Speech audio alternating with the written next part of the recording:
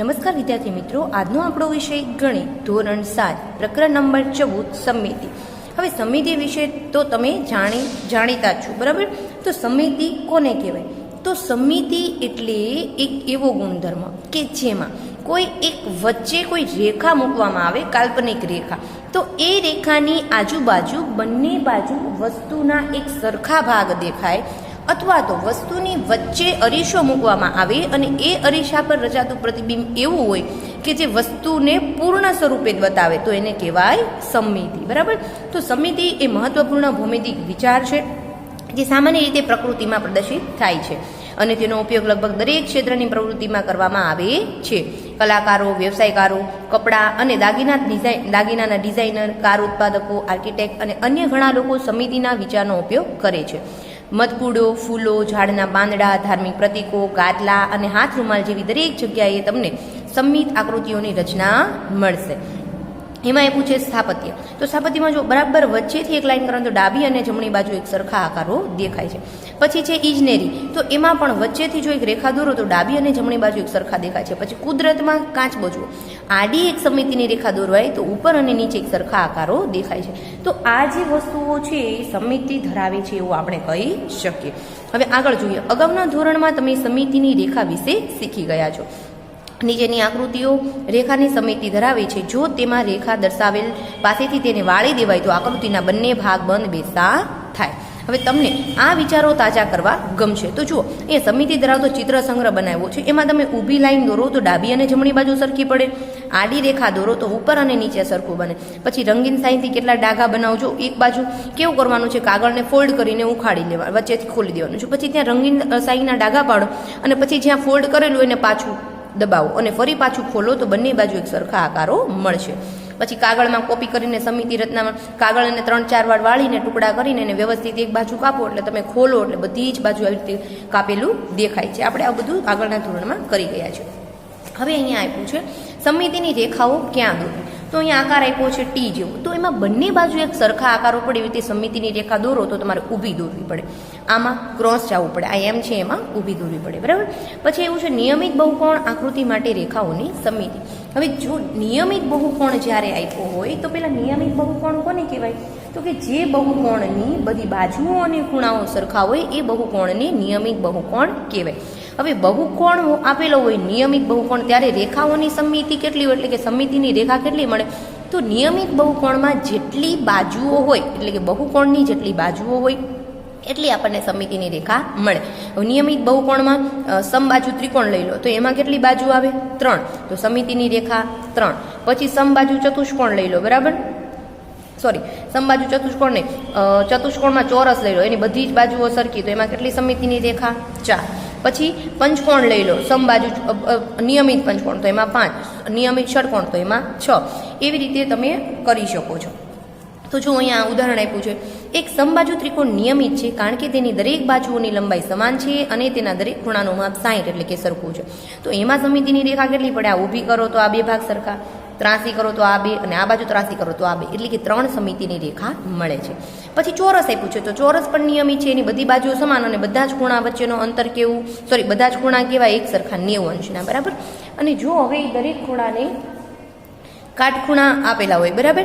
હવે જો એનો વિકર્ણ દોરીએ તો એ આપણે જે કાટખૂણો છે ને બરાબર વચ્ચેથી કાપે છે, એટલે કે એનો લંબ દ્વિભાજક હોવાનું જણાય છે. પછી પંચકોણ લઈ લો તો પંચકોણમાં બધા જ ખૂણા વચ્ચેનું અંતર, બધા જ ખૂણા કેટલા હશે? 108 માપના હશે અને બધી બાજુઓ સરખી, તો એમાં 5 સમિતિની રેખા મળે. એવી રીતે ષટકોણ હોય તો 120 અંશનો ખૂણો મળે અને 6 સમિતિની રેખા મળે. પછી નિયમિત અષ્ટકોણમાં પણ એવું જ થશે, બરાબર. તો જુઓ, એ સમબાજુ ત્રિકોણમાં સમિતિની રેખા 3 મળી ગઈ, ચોરસમાં 4 છે, પંચકોણમાં 5 છે. જો 5 છે, 5 ગણીએ, આ 1, 2, 3, આ 4 અને આ 5. ષટકોણમાં 6 છે, બરાબર. એવી જ રીતે આપણે આગળ જોઈએ કે જો તૂટક રેખા એ અરીસાની રેખામાં છે નથી, કારણ કે તમે આ રેખાની ઉપરનો અને નીચેનો ભાગ તમને એક સરખો દેખાતો નથી. પછી આ આકાર આપ્યો, એમાં ઊભી લીટી છે. તો જુઓ, ડાબી અને જમણી બાજુ એક સરખી છે. આ જેટલી બાજુનું માપ છે એટલું આ છે, આ બાજુ છે એટલી આ બાજુ છે. અથવા તો શું કે આ જે રેખા આપી છે એને ઉલટાવીને આ બાજુ મૂકો, બરાબર. એટલે આ ભાગને બરાબર કાગળને વાળીને અહીંયા લાવો તો આ ભાગ એકબીજા પર બંધ બેસતા આવે છે. એવી જ રીતે જો તમે આ એ આપ્યો છે એની બરાબર વચ્ચે અરીસો મૂકો તો એની પર જે પ્રતિબિંબ રચાય કેવું દેખાય, તો કે આખો એ દેખાતું હોય એવું લાગે. પછી આરનું તમે પ્રતિબિંબ મૂકો તો ઊંધો આર દેખાય, આ ઉંદર પરથી તમે સમજી શકો છો, બરાબર. પછી હવે લખીએ આપણે સ્વાધ્યાય 14.1 ઉપર. કાણા પાડેલી આકૃતિઓની નકલ કરો અને સમમિતિની અક્ષ શોધો. હવે આ કાણા પાડેલી જે આકૃતિ આપી છે, બરાબર, એમાં સમમિતિની અક્ષ શોધવાની એટલે શું કે બંને બાજુ એવી રેખા દોરવાની છે કે જેની બંને બાજુએ એટલે બંને વિરુદ્ધ બાજુએ એક સરખા આકારો દેખાય. તો આ પહેલો આકાર આપ્યો છે એમાં કાણા આ બાજુ છે, તો હું શું કરીશ કે ઊભી સમમિતિની રેખા દોરીશ જેથી ડાબી અને જમણી બાજુ સરખી બની જાય. એવી જ રીતે અહીંયા છે, તો હવે અહીંયા ઊભી લાઈન દોરી શકાશે નહીં કારણ કે તો બે ટપકા એક જ બાજુ આવશે, એટલા માટે આપણે બંને ટપકાની વચ્ચેથી પસાર થતી હોય એવી ક્રોસ રેખા દોરવી પડે. પછી આ ત્રીજી આકૃતિ જો, એમાં એક જ બાજુએ કાણા આપેલા છે એટલે આપણે ઊભી રેખા દોરી શકશું નહીં, એટલે બરાબર વચ્ચેથી આડી સમમિતિની રેખા દોરાશે. અહીંયા પણ એવું છે, ઊભી દોરશું તો આ બંને બાજુ કાણા આપ્યા છે પણ આ બે નજીક છે ને આ થોડા અંતર વધારે છે, તો આપણે આડી જ રેખા દોરવી પડે, બરાબર. એવી જ રીતે ઈ આપેલો છે, તો એમાં જો ચારે બાજુ એક સરખા ખૂણા આપેલા છે. કેટલા? એક જ સરખા ખૂણે, અને ખૂણાની આજુબાજુ આ જે ત્રિકોણ પેલા આપ્યા છે કાણા, બરાબર, એ પણ સરખા અંતર છે. તો ઊભી રેખા દોરો તો પણ સરખું થાય, આડી રેખા તો પણ સરખું થાય, અને જો તમે એને ક્રોસમાંથી ફાડો તો પણ સરખા આવશે. એટલે એમાં કેટલી આપણે 4 સમમિતિની રેખા દોરી શકીએ. પછી એ આપ્યો છે, એમાં આ કાણા 3 જ આપેલા છે, બરાબર. એટલે તમે જો આડી રેખા દોરો તો કાણા આ બાજુ છે, આ બાજુ આવશે નહીં, એટલે આપણે ઊભી જ સમમિતિની રેખા દોરવી પડે. પછી આપ્યું છે તમને જી, એમાં જો ત્રિકોણ આપ્યો છે, એક બાજુ અહીંયા ને એક બાજુ અહીંયા નથી, તો તમે આ રીતે દોરી શકશો નહીં, આ રીતે, તો તમારે ઊભી જ રેખા દોરવી પડે. એચ છે તો એમાં આડી સમમિતિની રેખા આવશે. પછી જોઈએ આઈ, એમાં જુઓ ને તો ત્રિકોણમાં તમને ઉપર બે ટપકા છે એટલે આપણે ઊભી રેખા લઈને છે એને ફાડવું પડે. પછી આપ્યો છે જે, તો એમાં જુઓ એમાં કઈ રીતે સમમિતિની રેખા દોરશું, તો અહીંયા સમમિતિની રેખા આપી છે, બરાબર. એમાં ડાબી અને જમણી બાજુએ વર્તુળો છે, કાણા આપેલા છે, તો બરાબર વચ્ચેથી લીટી દોરો તો ડાબી અને જમણી બાજુ સરખી, અને બરાબર આડી દોરો તો ઉપર અને નીચેની બાજુ એક સરખી થઈ જાય.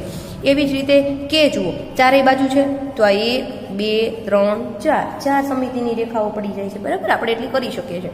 અને એલ છે તો એમાં 3 છે, તો બરાબર વચ્ચેથી ઊભી ફાટતી હોય એવી ઊભી સમમિતિની રેખા દોરવી પડે. પછી એ પૂછે પ્રશ્ન નંબર 2, આપેલી સમમિતિની રેખા દ્વારા બાકીના કાણા શોધો. હવે આ એક આપેલું છે, બરાબર. આ તમને સમમિતિની રેખા આપી છે, તો જો અહીંયા કાણું છે તો હવે ક્યાં કાણું આવશે? અહીંયા ક્યાંય નહીં આવે, અહીંયા જ આવશે, કારણ કે તમે આ ભાગને ઉલટાવો તો આ કાણું અહીંયા જ આવી છે. પછી આ સમમિતિની રેખા આપી છે, કાણું અહીંયા છે તો બીજું કાણું ઉપર અહીંયા જ આવશે. અહીંયા ઊભી સમમિતિની રેખા છે, અહીંયા કાણું છે તો અહીંયા જ આવશે. પછી અહીંયા છે તો અહીંયા આવશે, અને અહીંયા જુઓ બે કાણા આપેલા છે, બરાબર. તમને એક અહીંયા છે ને એક અહીંયા છે, તો બરાબર આ બંને એક સરખા આવે છે, તો આનો જેવું કાણું અહીંયા અને અહીંયાનું કાણું અહીંયા આપણે મૂકવું પડે. પછી જોઈએ પ્રશ્ન નંબર 3, નીચેની આકૃતિઓમાં અરીસાની રેખા એટલે કે સમમિતિની રેખા તૂટક રેખા વડે દર્શાવવામાં આવી છે. તૂટક રેખા પર પ્રતિબિંબ વડે દરેક આકૃતિને પૂર્ણ કરો. તમે તૂટક રેખા સામે અરીસો મૂકી અરીસાની છબી જોઈ શકો છો. શું તમે પૂર્ણ કરેલી આકૃતિઓના નામ ફરી યાદ કરી શકશો? તો જો હવે આપણને અહીંયા તૂટક રેખાની એક બાજુ અડધો આકાર આપેલો છે, આપણે તૂટક રેખાની બીજી બાજુ એના જેવો જ સેમ સરખા અંતરે આકાર દોરવાનો છે. તો હવે આના જેવો આકાર આ સાઈડ દોરું તો આ ચોરસ બની જાય છે, અહીંયા દોરું તો આ કેવો બનશે? ત્રિકોણ બનશે. આના જેવો આકાર અહીંયા દોરું તો સમબાજુ ત્રિકોણ. આ અર્ધવર્તુળ જેવો આકાર છે, અહીંયા દોરું તો પૂરેપૂરું વર્તુળ. આ તમને એક બાજુ આવું આપ્યું છે, બરાબર. તો આને આ બાજુ લંબાવું, અહીંયા લંબાવું, નામ કરું તો પંચકોણ મળશે, અને આ આવી રીતે લંબાવું તો મને શું મળશે? અષ્ટકોણ મળશે. હવે જોઈએ પ્રશ્ન નંબર 4, નીચે આપેલી આકૃતિઓ એક કરતાં વધારે સમમિતિની રેખા દર્શાવે છે. આવી આકૃતિઓ ઘણી રેખિક સમમિતિ ધરાવે છે એવું કહી શકાય. લંબચોરસ છે તો 2 સમમિતિની રેખા છે, ચોરસ છે તો 4 છે. પછી આ આકાર આપ્યો છે તો 1 2 અને 3 સમમિતિની રેખા આપી છે. એટલે ઘણા આકારો એવા હોય છે કે જે એક કરતાં વધારે સમમિતિની રેખાઓ ધરાવતા હોય છે. તો આપણે નીચેની જે આકૃતિ આપી છે એમાં રેખિક સમમિતિ શોધવાની છે. તો જુઓ અહીંયા ત્રિકોણ આપ્યો છે, અંદર સમબાજુ ત્રિકોણ છે ને બધી બાજુ આકાર સરખા, તો એક ઊભી સમમિતિની રેખા, એક આ ક્રોસમાં અને એક આ ક્રોસમાં, એટલે ટોટલ કેટલી સમમિતિની રેખા મળે છે? 3 સમમિતિની રેખા મળે છે. પછી બી આપ્યો છે, તેમાં ઊભી પણ દોરી શકો, આડી, એટલે 2 સમમિતિની રેખા મળશે. આમાં આ 1 આ 2 અને 3 એટલે 3 સમમિતિની રેખા મળશે. આમાં તમે ઊભી અને આડી રેખા નહીં દોરી શકો, કારણ કે ઊભી રેખા દોરો તો આના જેવો આકાર અહીંયા મળશે નહીં, એટલે 2 ક્રોસમાં એટલે કે 2 સમમિતિની રેખા તમને મળે છે. એવી જ રીતે ઈ જુઓ, એમાં જુઓ આકાર ઊભી રેખા, આડી રેખા અને ક્રોસ એટલે 4 સમમિતિની રેખા મળશે. આમાં ખાલી એક જ સમિતિની રેખા મળશે, કારણ કે આકાર પછી બદલાઈ જાય છે.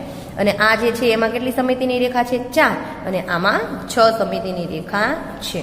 પછી આપણે જોઈએ આગળ. અહીં આપેલ આકૃતિની નકલ કરો. રેખિક સમિતિ તરીકે કોઈ પણ એક વિકર્ણ લો અને વિકર્ણ વિશે આકૃતિને સમિત બનાવવા માટે વધુ ચોરસ છાંયાંકિત કરો. શું તેના માટે એક કરતાં વધુ રીત શક્ય છે? શું આકૃતિ બંને વિકર્ણો વિશે સમિત થશે? તો જોવાનું છે. હવે અહીંયા જુઓ, આપણને આ આકૃતિ આપેલી છે, બરાબર છે. તો એ આકૃતિમાં આપણે જોવાનું છે કે તમે શું કરી શકો છો કે એક કરતાં વધારે રીત શક્ય છે. આપણે લેવાની છે સમિતિ. સવાલ પૂછ્યો છે આપણે રેખિક સમિતિ તરીકે કોઈ પણ એક વિકર્ણ લેવાનો છે અને વિકર્ણ વિશે આકૃતિને સમિતિ બનાવવા માટે વધારે ચોરસ છાંયાંકિત કરવા પડે. હવે આપણે વિકર્ણો લેવાના છે, બરાબર છે, ચોરસ. તો હું એક વિકર્ણ બીડી લઈ લઉં અને એક વિકર્ણ એસી થઈ જાય, એ જ વિકર્ણો આવશે. તો જો તમે એસી વિકર્ણો લો તો તમારા જે આકારો છે, બરાબર, અહીંયા જેવો આકાર છે અહીંયા મળતો નથી. તો આપણે શું કરવાનું છે કે આપણે એને સમિત બનાવવાનો છે. તો હું શું કરીશ કે આ ભાગને, એટલે તો આ ભાગ કરવો પડે, એના પછી આ ભાગ અને આ ભાગ, એને હું છાંયાંકિત કરી દઈશ. તો હવે જુઓ, અહીંયા જે ભાગ છે, બરાબર, આને ઉલટાવો તો એના જેવો ભાગ મળવાનો છે, બરાબર. આ જે ભાગ છે એના જેવો જ આકાર મળશે, અને આ પેલો ભાગ છે એમાં પણ એવું જ થવાનું છે, બરાબર. તો આ રીતે તમારે એને છાંયાંકિત કરવી પડે. એટલે જો આકૃતિમાં એસી વિકર્ણ લીધો, એસી વિકર્ણ એ સમિતિની રેખા છે, એટલે છાંયાંકિત ચોરસોને ધ્યાનમાં લો તો એસી વિકર્ણ પ્રત્યે સમિત છે. વળી બીજા ચોરસ દોરવા છતાં પણ આકૃતિ સમિત રહે છે. હવે આકૃતિ બીડી જો, બરાબર. પછી EF અને GH અને GH લો તો એક કરતાં વધારે સમિતિ ધરાવે છે. એટલે આપણે શું કહી શકીએ? હા, આકૃતિ એસી અને બીડી બંને વિકર્ણો વિશે સમિત હશે, બરાબર છે. એટલે આપણે આ રીતે એમાં કરવાનું છે. તો વિદ્યાર્થી મિત્રો, અહીં આપણે આ વિડીયો સ્ટોપ કરીએ છીએ. નેક્સ્ટ વિડીયોમાં આપણે પ્રશ્ન નંબર 6 થી કન્ટિન્યુ કરીશું. Thank you.